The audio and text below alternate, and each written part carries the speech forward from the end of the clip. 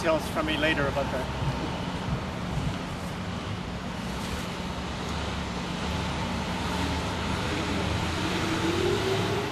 Okay, let's get started. I just want to welcome you here today to talk about shut down the ports.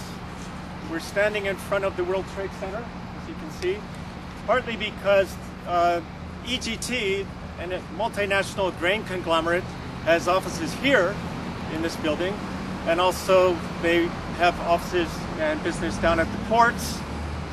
They've been involved in a labor dispute in Longview with the longshore workers, and also with dubious labor practices here in Portland.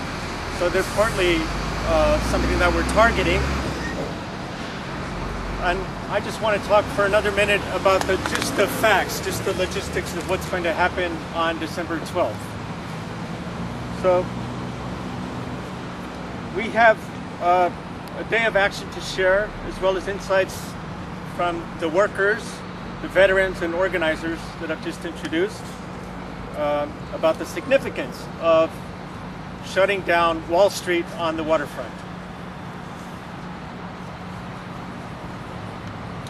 On Monday, December 12th, the community of Portland will gather at 6 a.m. at Kelly Point Park in North Portland to rally and then march to port terminals that we will be picketing. The community picket will blockade access to the port terminals with banners and moving pickets. The picket will include food, music, coffee, drums, sort of a celebration also. We expect that workers and trucks will arrive and they will see the community picket blocking the gate.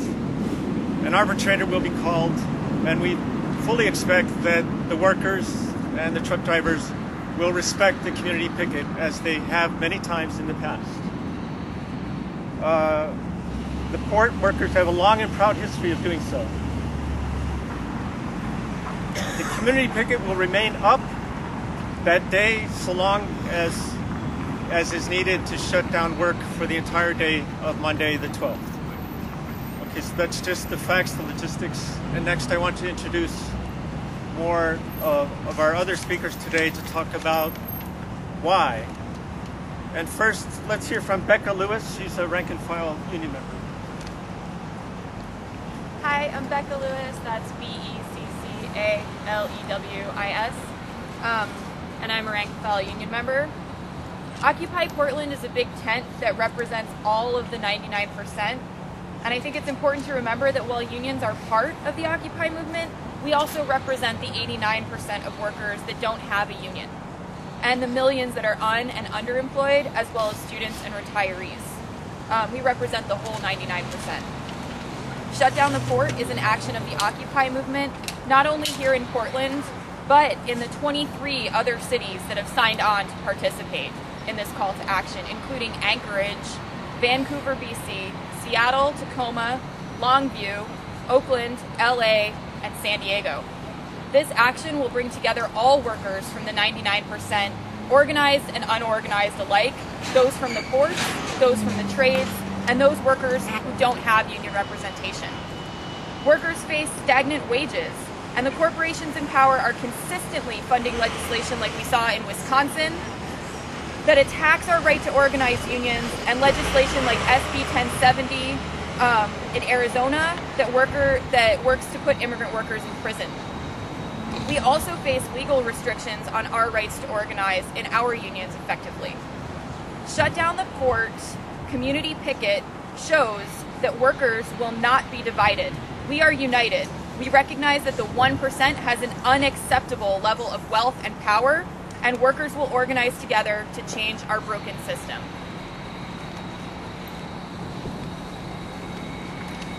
Okay, next we have Jordan McIntyre. He's a rank and file building trades union member.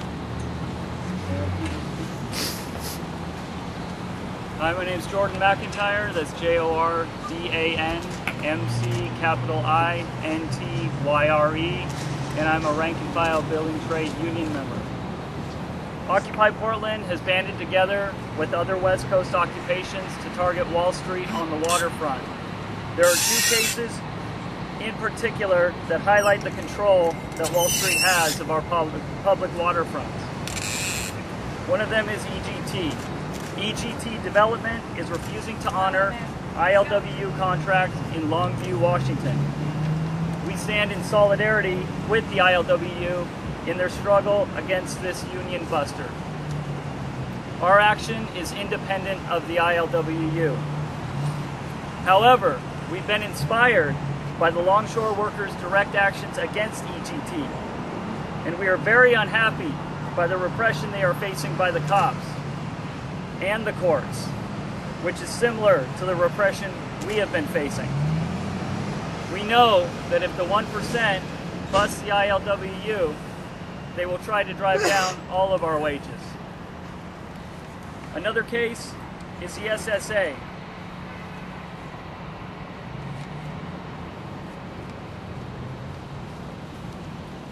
Goldman Sachs controls a majority share of the SSA, the Stevedore Services of America, a major player at the Port of Portland.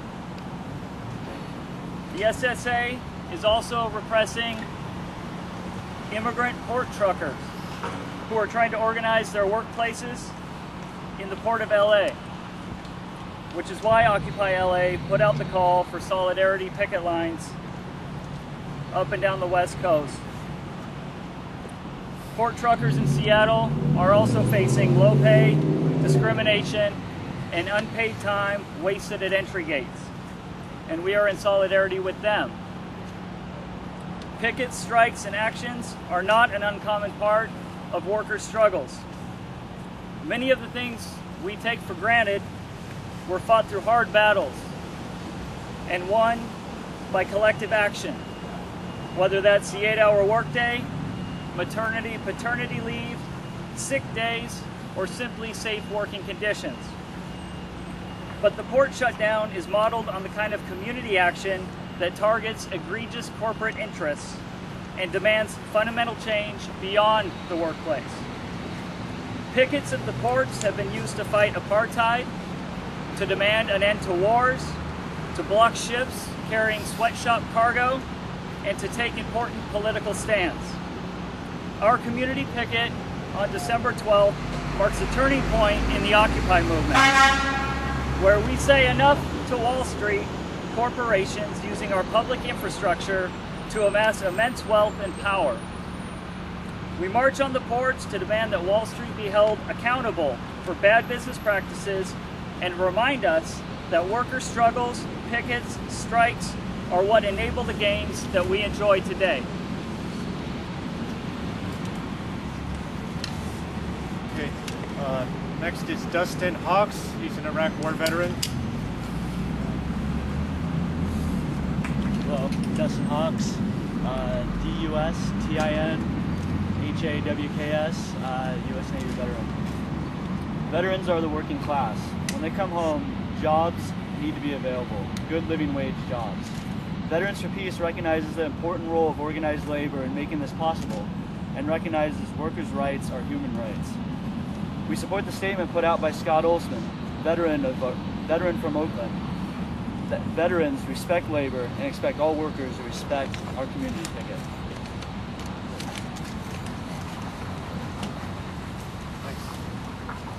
And next is Nina Ryerson. She's a non-unionized worker here in Portland. Hi, that's Nina, N-I-N-A, Ryerson, R-E-I-E-R-S-O-N. The ports are an example of the broken system. The message of our community picket is that working people will shut down the production and distribution of the 1% because this production and distribution unfairly benefits the 1%. As a member of this community, I face attacks on my right to organize a union. I face deep cuts to critical public programs. I lack health care, and even our homes are under attack. The inequality of wealth and power in this country has allowed the basic needs of our community to go unfunded while the 1% profits from our suffering. While the ports represent the production and distribution that creates wealth for the 1%, they are also symbolic.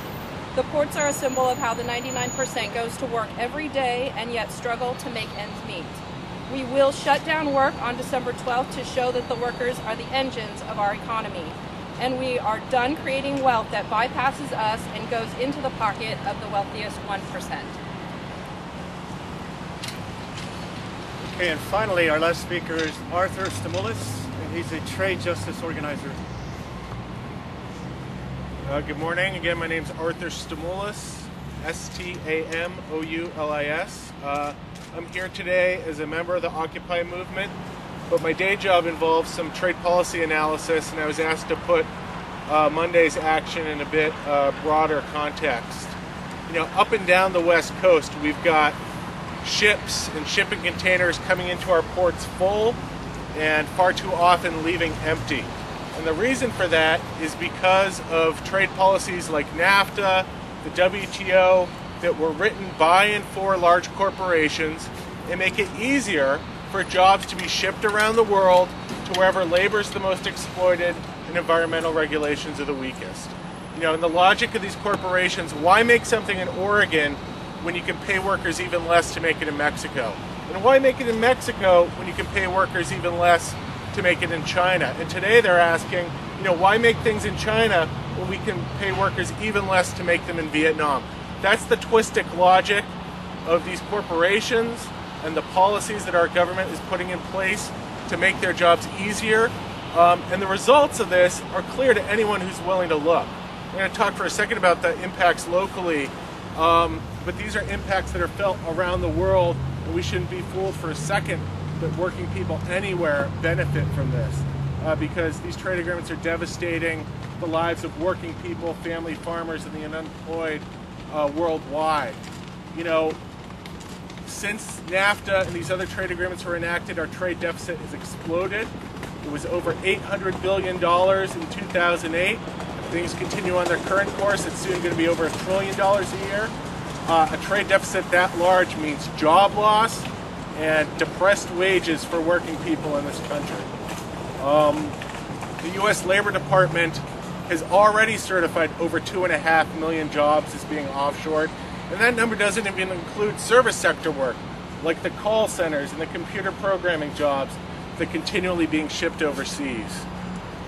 You know, poll after poll shows that the American public opposes these type of trade agreements that ship U.S. jobs overseas, and yet our elected officials keep passing them. Just this fall, Senator Ron Wyden and Congressman Earl Blumenauer voted for the largest free trade agreement since NAFTA. You know, these are trade deals that their government's own studies show are going to expand the trade deficit. And it's clear, you know, the Occupy movement has been saying since day one, our elected officials are too accountable to Wall Street and not accountable to their constituents. And this is a dynamic that continues and is very clear in terms of our trade policy. And that's why Monday's action is so important. You know, the ports aren't just a symbol of corporate power, they're actually a hub, a central spot where corporate power is exercised. And on Monday, we're going to show Wall Street, you know, which thinks just because it has most of Congress in its pocket, that they control the economy. We're going to show them that the real economy only operates with the good graces of the working class. So thanks, everybody. Okay, thank you. That's all of our speakers today. We can entertain